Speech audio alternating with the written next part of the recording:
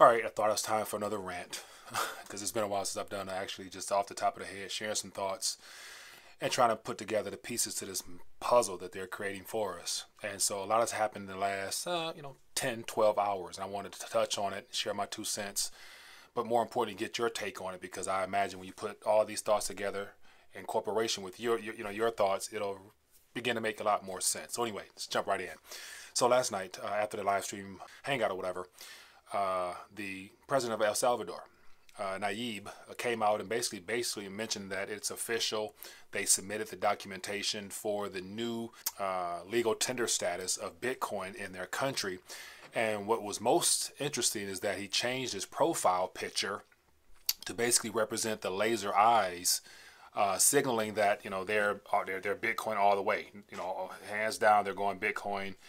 And so, of course, this is just me taking the skeptical approach. Just want to throw out, some far left field ideas and let you guys, chew on it and share your comments below as well. But isn't it very timely that we have a lot of other globally, monetarily important events going on right now, and then out of the blue, after or during the Bitcoin 2021 conference, Jack Mallers, the creator of Stripe payment protocol, had a video because they've already worked together with the president of El Salvador and the finance ministers and stuff like that for that major announcement at this particular time, which happens to be the beginning of June.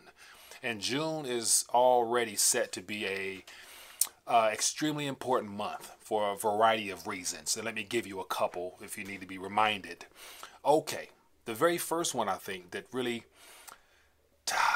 exposed the need for change happens to be with the whole repo market implosion back in September of 2019 that has been underway for the last year and a half, with some changes in between due to some provisions by Congress to provide the lending windows that they no longer really use. But as of the last week or two, the repo market has been extremely hot with 400 plus billion dollars or so daily or around there. And so that's just one event on the bad side.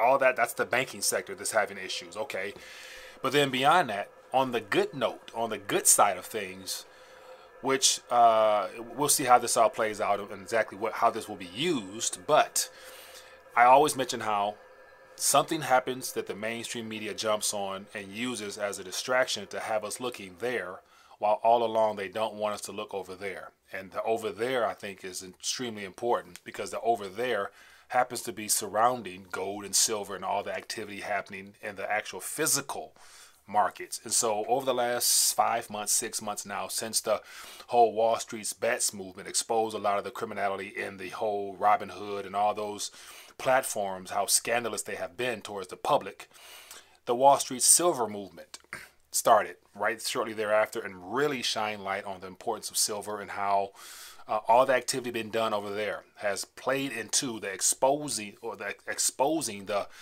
fraudulent paper nature of the SLV. And of course, Eric Sprout doing the PSLV has taken a lot of metal from that sector there. But we the people, the silver bets movement has really been ramping up the physical accumulation of physical silver, tangible wealth in people's hands like never before. Like, we probably haven't seen this type of activity and excitement about silver since the 1960s, when I read in the archives a lot of people were literally scrambling to get the last remaining U.S. coins out of circulation because they knew the importance of what was inside of them. And I'm talking about all the quarters, dimes, all the pre-65, pre-64 coins. People were scrambling to hoard those things, taking them out of circulation because they knew the signs of the times, like how important it was to hold on to real wealth while they debased the currency by giving, base metals and all that other stuff. So we haven't seen a movement in silver, I don't think, quite, since then, since that time frame. So what we have now is more people getting silver, and that's a major event.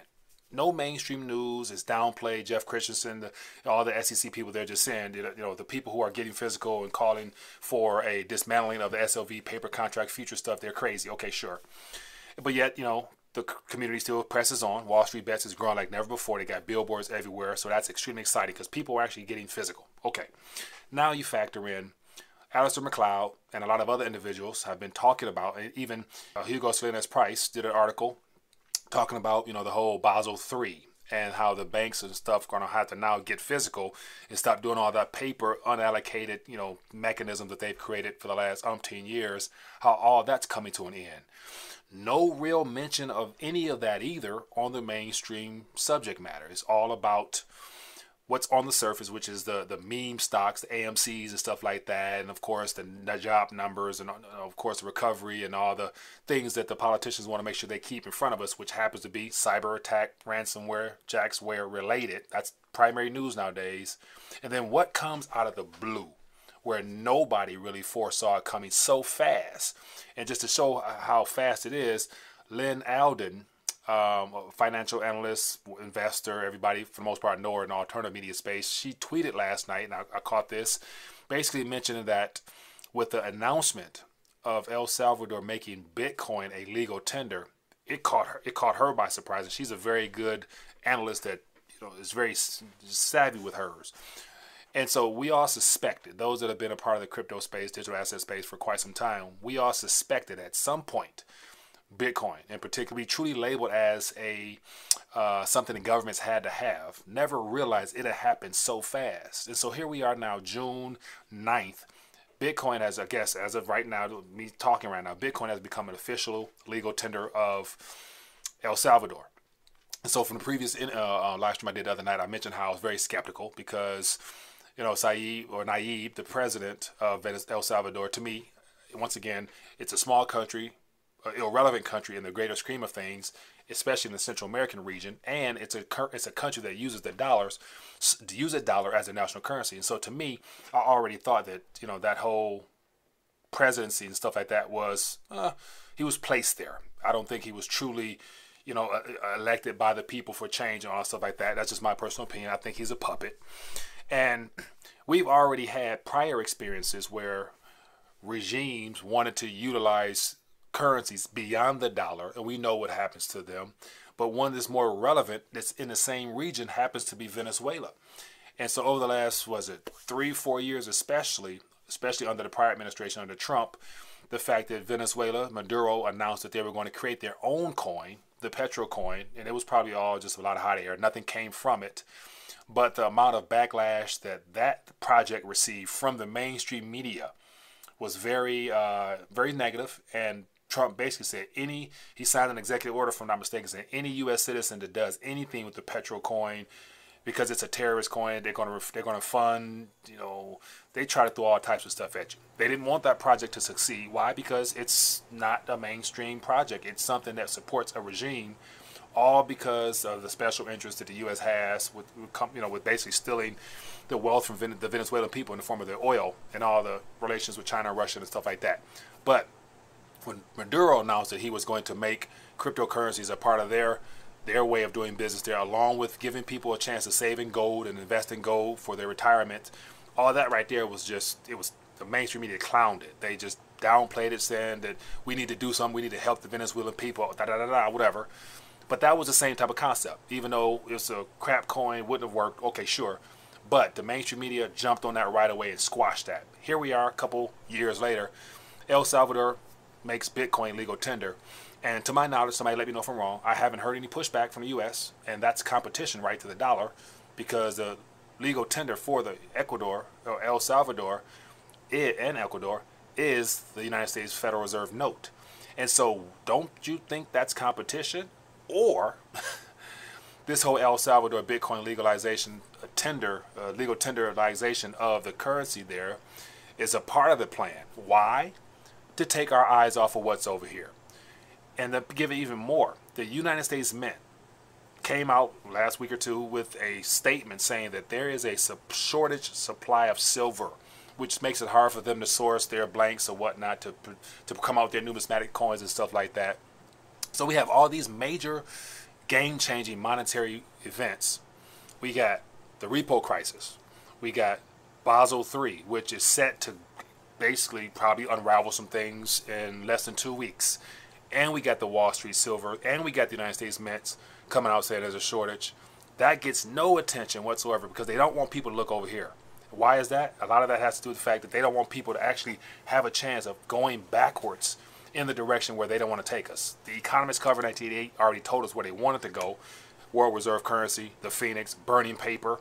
Was nothing about physical gold and silver in that picture. And then the last week or two, end of May I believe it was, the economists cover talking about the government CBDCs. They don't want us to go back, they want us to go forward. So that's why I'm very suspicious and skeptical of El Salvador's president making legal tender, Bitcoin legal tender in their country, because in normal times that would be labeled as competition to the dollar, and we don't want, we know what happens when the competition comes about from people who are not playing along with the agenda of the global elitist individuals.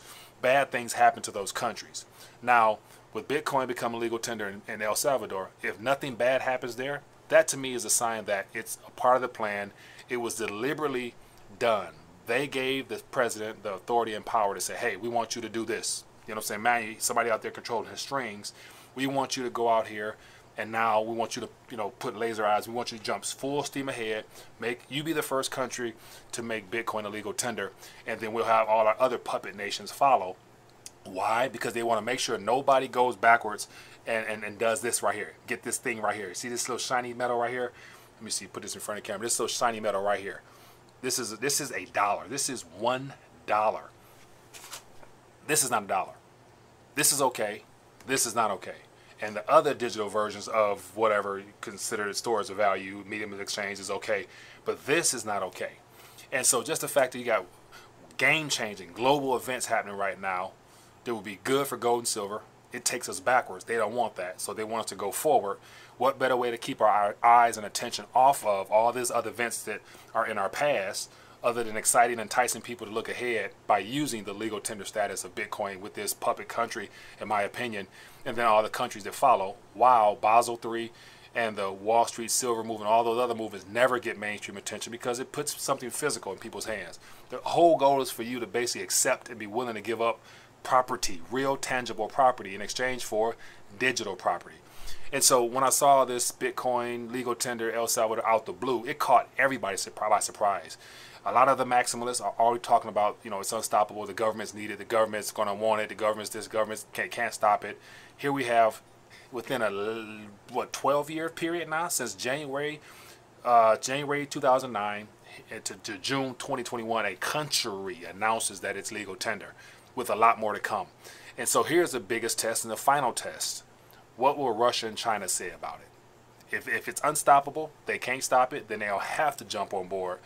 But they'll probably be the second or third from last, because if it's unstoppable, if it's real tech that is disruptive like it's being painted out to be, then of course the U.S. will be last as well, because they can't stop it, right? So we will see. But just something I want to throw out there, some quick thoughts. What do you think? Where am I missing it? What should I include in here? These are just some thoughts off the top of my head, because I question everything and believe nothing, and I think it's worthwhile to be that person that's willing to throw out some curveballs and be proven wrong. Is perfectly fine with me. I don't mind, but yet I want to make sure you have some things to think about and not just jumping and just on the train wagon heading straight thinking that you're going to the promised land, because like I always say, the greatest heist in humanity will be convincing people that the having digits as your primary wealth mechanisms is a good thing, while selling out and giving up something real that you can feel and you can actually hear that, even though it's in a plastic case. But you guys get my point. Anyway, I'm done ranting for today. Want to lay all that out there. What do you think? Where did I miss it? Leave a comment down below.